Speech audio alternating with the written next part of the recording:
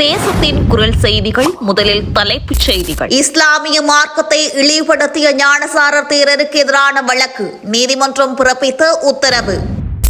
யாழ் சுதுமலை அம்மன் கோவிலில் அனுமதியற்ற திருப்பணிகள், நீதிமன்றம் பிறப்பித்துள்ள அதிரடி உத்தரவு. பரீட்சை திணைக்களம் விடுத்துள்ள முக்கிய அறிவிப்பு.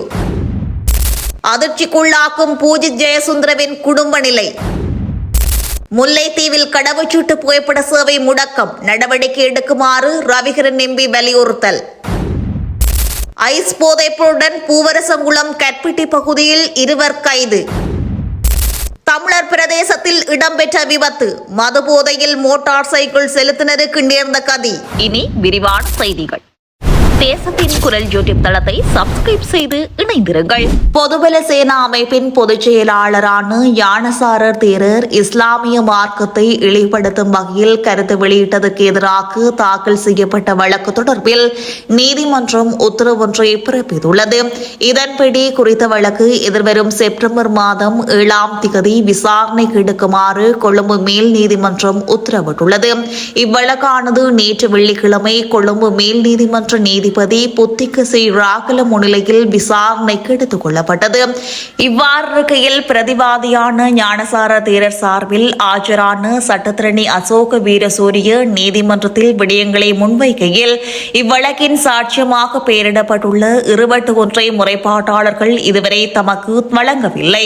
அத்தோடு இந்த வழக்கு தொடர்பாக சட்டமா அதிபருடன் கலந்துரையாடி இதனை விரைவாக முடிவுக்கு கொண்டுவர எதிர்பார்ப்பதாகவும் இதற்கமைய சட்டமா அதிபருடன் கலந்துரையாடலை மேற்கொண்டு அதன் முன்னேற்றத்தை அறிவிப்பதற்கு திகதியொன்றை வழங்குமாறும் சட்டத்திரணி நீதிமன்றத்தை கேட்டுக் கொண்டிருந்தார்.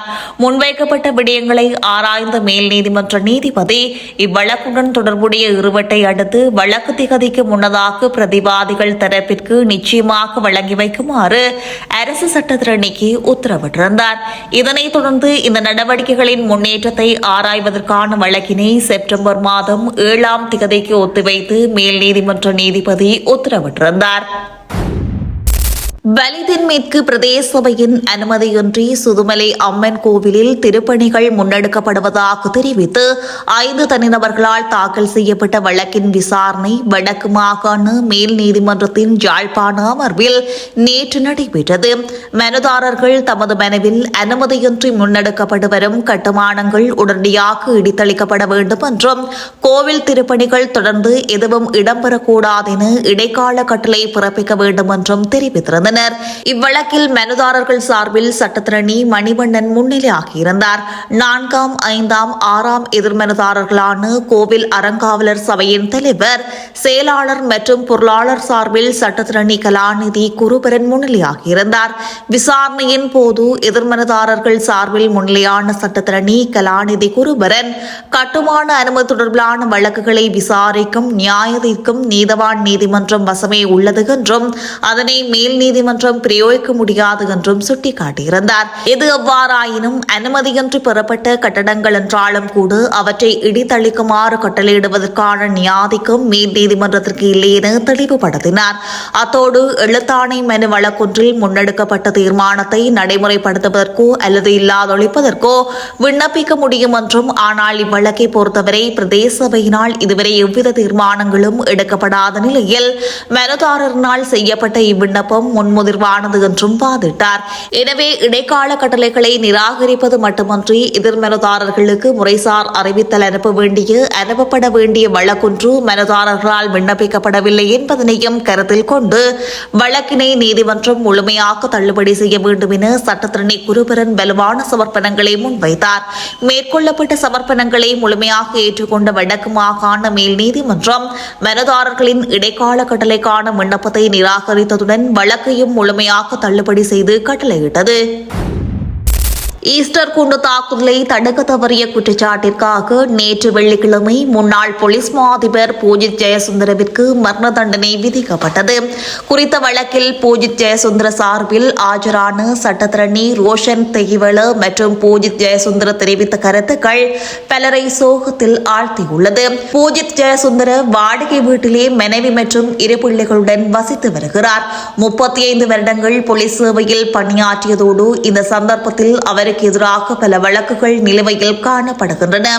290 வழக்குகளின் அடிப்படை உரிமை மீறல் வழக்குகளுக்காக பல லட்சம் ரூபாய்களை அவர் நஷ்ட ஈடாக செலுத்தியுள்ளார் என்று சட்டத்தரணி ரோஷன் தெகிவில சுட்டிக்காட்டினார். பூஜித் ஜெயசுந்தர சோகத்துடனும் விரக்தியுடனும் கருத்து தெரிவிக்கையில், நான் ஒருபோதும் எந்த ஒரு மனிதனையும் கொன்றதில்லை. மனிதர்களை கொல்ல வேண்டும் என்ற எண்ணம் எனக்கு எழுந்ததில்லை. நான் நம்பும் மதத்தின் நம்பிக்கைகளின்படி இது எனது பூர்வ ஜென்ம கர்ம காரணமாகவே நிகழ்ந்தது. நான் போலீஸ் சேவையில் இணைந்த நாள் முதல் பொதுமக்களுக்காகவும் போலீஸ் திணைக்களத்திற்காகவுமே அர்ப்பணித்து சேவையாற்றினேன். இந்த சம்பவத்துடன் பல பிரச்சனைகளுக்கு முகம் கொடுத்தேன். போலீஸ் மா அதிபர் பதவியிலிருந்து என்னை சட்டபூர்வமாக நீக்கவில்லை. இதற்கு எதிராக தாக்கல் செய்யப்பட்ட அடிப்படை உரிமை மனு மீதான விசாரணை 4 ஆண்டுகள் எடுத்ததாகவும் அவர் தெரிவித்தார். இறுதியில் சட்டத்தரணியின் ஆலோசனையின் பேரில் வழக்கை விலக்கிக் கொண்டதாக தெரிவித்தார். இதனால் தான் மன அழுத்தத்தில் இருந்ததாகவும் அடிப்படை உரிமை வழக்குகளுக்கு அமைவாக நஷ்டஈடு செலுத்த வேண்டியிருந்தது. பல வழக்குகள் நிலுவையில் இருந்ததாகவும் அவர் தெரிவித்தார். எக்காலத்திலும் எவருக்கும் எந்த ஒரு தவறையும் செய்யாத தனக்கு இவ்வாறு நேர்ந்துள்ளதாகவும் தனது வயதையும் தற்போதைய ஆதரவற்ற நிலையையும் கருத்தில் கொண்டு பொருத்தமான தீர்ப்பை வழங்குமாறும் அவர் மன்றாடி கேட்டுக் கொண்டிருந்தார். நேற்றிரவு வெள்ளிக்கிழமை முச்சக்கர வண்டியும் மோட்டார் சைக்கிளும் ஒன்றோடு ஒன்று மோதி விபத்துக்குள்ளாகியுள்ள சம்பவம் வவனியா வைரவபுளியங்குளம் ஆதிவிநாயகர் ஆலயத்திற்கு முன்பாக இடம்பெற்றுள்ளது. மோட்டார் சைக்கிள் செலுத்தினர் மதுபோதையில் இருந்ததாக போலீசார் தெரிவித்திருந்த நிலையில் அவரை உடனடியாக சம்பவ இடத்திலேயே அவர்கள் கைது செய்துள்ளனர். இதன் பின்னர் மேலதிக நடவடிக்கைகளுக்காக அவர் வவனியா போலீஸ் நிலையத்திற்கு அழைத்துச் செல்லப்பட்டு மேலதிக விசாரணைகள் வவனியா போக்குவரத்து போலீசாரால் முன்னெடுத்து வருகின்றன. 2026ஆம் ஆண்டுக்கான 5ஆம் தர மாணவர்களுக்கான புலமைப்பரிசில் பரீட்சை மற்றும் கல்வி பொதுத்தராதர உயர்தர பரீட்சை குறித்து இலங்கை பரீட்சை திணைக்களம் முக்கிய அறிவிப்பொன்றை வெளியிட்டுள்ளது. இதன்படி தரம் 5 மாணவர்களுக்கான புலமைப்பரிசில் பரீட்சை எதிர்வரும் 9ஆம் திகதி இடம்பெறும் எனவும் காப்போது உயர்தர பரீட்சைகள் எதிர்வரும் 10ஆம் திகதி நடைபெறும் எனவும் அறிவிக்கப்பட்டுள்ளது. 10ஆம் திகதி ஆரம்பமாக உள்ள பரீட்சைகள் செப்டம்பர் 5ஆம் திகதி வரை நாடளாவிய ரீதியில் உள்ள 2532 பரீட்சை நிலையங்களில் இடம்பெறவுள்ளதாக குறிப்பிடப்பட்டுள்ளது. அத்துடன் பரீட்சார்த்திகளுக்கான அனுமதி அட்டைகள் விநியோகிக்கும் பணிகள் கடந்த வாரம் முதல் முன்னெடுக்கப்பட்டுள்ளதாக பரீட்சை திணைக்களம் தெரிவித்துள்ளது. பாடசாலை விண்ணப்பதாரர்களுக்கான அனுமதி அட்டைகள் ஏற்கனவே உரிய வலய கல்வி அலுவலகங்களுக்கு அனுப்பி வைக்கப்பட்டுள்ளன. இதற்கமைய பாடசாலை அதிபர்கள் தத்தமது வலய கல்வி அலுவலகங்களில் பரீட்சைகளுக்கு பொறுப்பான பிரதி அல்லது உதவி கல்வி பணிப்பாளர்களிடமிருந்து இவற்றை சென்று பெற்றுக் கொள்ளுமாறு கேட்டுக் கொள்ளப்பட்டுள்ளனர். இதேவேளை தனிப்பட்ட விண்ணப்பதாரர்களுக்கான அனுமதி அட்டைகள் அவர்களின் பதிவு செய்யப்பட்ட வீட்டு முகவரிகளுக்கு தபால் மூலம் அனுப்பி வைக்கப்பட்டு வருகின்றன. அனுமதி அட்டைகளில் ஏதேனும் தவறுகள் அல்லது திருத்தங்கள் காணப்படின் அவற்றை இணைய வழியில் திருத்துவதற்கான வசதிகளும் பரீட்சை திணைக்களத்தினால் ஏற்படுத்தப்பட்டுள்ளன. உயர்தர மாணவர்கள் மற்றும் 5ஆம் தர மாணவர்களுக்கான கருத்தரங்குகள் மற்றும் தனியார் வகுப்புகளை நடாத்துவதற்கான இறுதி தினம் அடுத்த வாரம் அறிவிக்கப்படும் என பயிற்சி திணைக்களம் மேலும் தெரிவித்துள்ளது.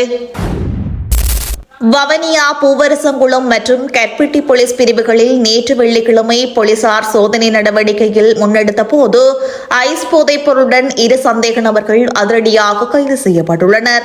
பூவரசங்குளம் போலீஸ் பிரிவிற்குட்பட்டு சோபால புளியங்குளம் பகுதியில் 100 கிராம் 310 மில்லி கிராம் ஐஸ் போதைப் பொருளுடன் சந்தேக நபர் ஒருவர் கைது செய்யப்பட்டுள்ளார். கைது செய்யப்பட்டவர் வவனியா பகுதியைச் சேர்ந்து 39 வயதுடைய நபர் என போலீசார் அடையாளம் கண்டுள்ளனர்.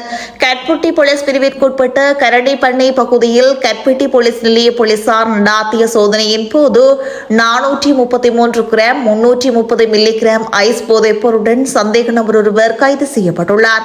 இவ்வாறு கைது செய்யப்பட்டவர் பாலகுடாவைச் சேர்ந்து 26 வயதுடைய இளைஞர் என அடையாளம் காணப்பட்டுள்ளார். இச்சம்பவங்கள் தொடர்பில் போலீசார் மேலதிக விசாரணைகளை முன்னெடுத்து வருகின்றனர். முல்லைத்தீவில் கடவுச்சீட்டு புகைப்பட சேவை முடக்கப்பட்டுள்ளது எனவும் அதனை சரியான முறையில் நடவடிக்கை எடுக்குமாறும் நாடாளுமன்ற உறுப்பினர் துரைராசா ரவிகரன் குடிவரவு மற்றும் குடியகழ்வு திணைக்களத்தின் கட்டுப்பாட்டாளர் நாயகத்திடம் கடிதம் ஒன்றின் மூலம் வலியுறுத்தியுள்ளார். இது தொடர்பான நேற்றைய தினம் அனுப்பியுள்ள விரிவான கடிதத்தில் இலங்கை முழுவதும் 1420 அங்கீகரிக்கப்பட்ட கடவுச்சீட்டு புகைப்பட கலையங்கள் இயங்கும் நிலையில் புவியியல் ரீதியாக பரந்த பரப்பை கொண்டு 6 பிரதேச செயலக பிரிவுகளை கொண்டு முல்லைத்தீவு மாவட்டத்தில் ஒரே ஒரு அங்கீகரிக்கப்பட்ட கலையகம் மட்டுமே இருப்பதாக அவர் தெரிவித்துள்ளார். அத்தோடு அந்த ஒரு அங்கீகரிக்கப்பட்ட கலையகமான Sathish studio digital colour lab கூட கடந்த 3 ஆண்டுகளாக சேவையாற்ற முடியாத நிலைக்கு தள்ளப்பட்டிருப்பது மாவட்ட மக்களை முற்றாக இச்சேவையிலிருந்து விலக்கியுள்ளதாகவும் அவர் தெரிவித்துள்ளார். குறித்த கலையகத்தின் உரிமையாளர் கடந்த 3 ஆண்டுகளாக திணைக்களத்திற்கு பலமுறை மின்னஞ்சல் மூலம் தொழில்நுட்ப மற்றும் நிர்வாக உதவிகளை கோரி விண்ணப்பித்தும் இதுவரை உரிய தீர்வு வழங்கப்படவில்லை என தகவல் கிடைத்துள்ளதாகவும் இதன் விளைவாக கலையகத்தின் அங்கீகரிக்கப்பட்ட சேவையை மீள ஆரம்பிக்க முடியாமல் இருப்பதாகவும் அக்கடிதத்தில் குறிப்பிடப்பட்டுள்ளது. கடவுச்சீட்டு விண்ணப்பத்திற்கு தேவையான இலத்திரனியல் புகைப்படம் அங்கீகரிக்கப்பட்ட கலையங்கள் ஊடாக மட்டுமே திணைக்களத்தின் கணனி முறைமைக்கு அனுப்பப்பட வேண்டியிருப்பதால் முல்லைத்தீவு மக்கள் வவனியா, கிளிநொச்சி, யாழ்ப்பாணம் உள்ளிட்ட பிற மாவட்டங்களுக்கு பயணிக்க வேண்டிய கட்டாயத்தில் இருப்பதாகவும் இதனால் கூடுதல் பயணச் செலவு, காலவிரயம் மற்றும் பல்வேறு அசௌகரியங்களை எதிர்கொள்வதாகவும் ரவிகரன் என்பி தெரிவித்துள்ளார். தேசத்தின் குரல் யூடியூப் தளத்தை சப்ஸ்கிரைப் செய்து இணைந்திருங்கள்.